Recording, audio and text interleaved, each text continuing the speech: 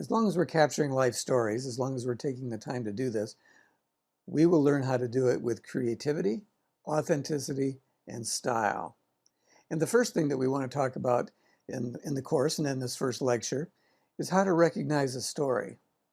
Now that may seem self-evident to you, it does to me, but it isn't. But here's what happened to me.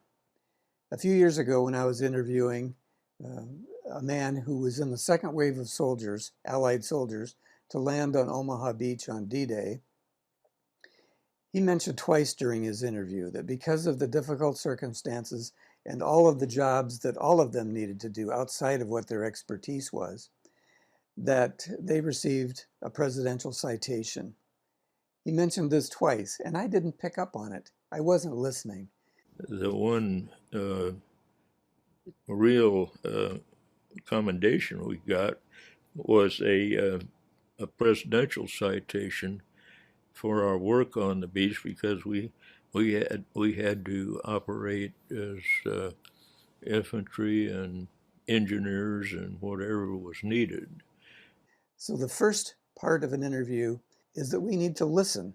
We need to hear what the person is saying. We need to pick up on stories that we weren't expecting, to go outside of our expectations and listen for those kinds of stories, those fragments. It's always good to be very inquisitive, ask lots of questions. And so before the interview even begins, in the days before an interview even, talk with the person's friends, their family, talk with them if it makes sense, and listen to what they have to say. But always remember that what is a good story to them may not be a good story to you, and vice versa. But always be on the lookout for a story that no one was expecting. One thing that happened to me, I discounted a story fragment, several story fragments, as non-stories. When I was growing up, I thought the only apes who existed in the world lived in my house. That's all.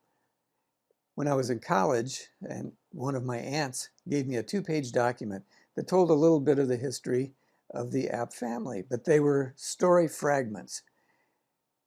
I couldn't make sense out of them, and I discounted them, put them in a drawer, put that document in the drawer.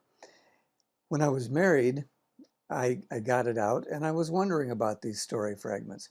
And so I went to the town where our family is said to have begun in this country, in America, and did some research and learned a lot about the apes in that particular community. Since that time, I've been able to dot the I's, cross the T's, and have come up with a very rich story of our family that now has evolved into several thousand people. So I did follow up with that World War II soldier.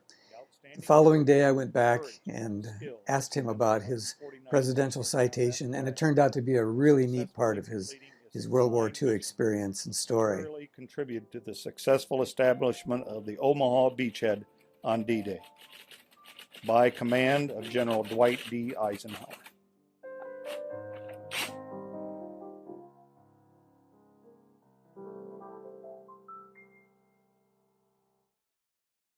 So to begin our course, we need to be able to recognize a story. That leads us on the path to success right at the beginning. We need to listen, go outside of ourselves and our own expectations. We need to be very inquisitive, ask a lot of questions ahead of time, and never discount a story fragment as a non-story.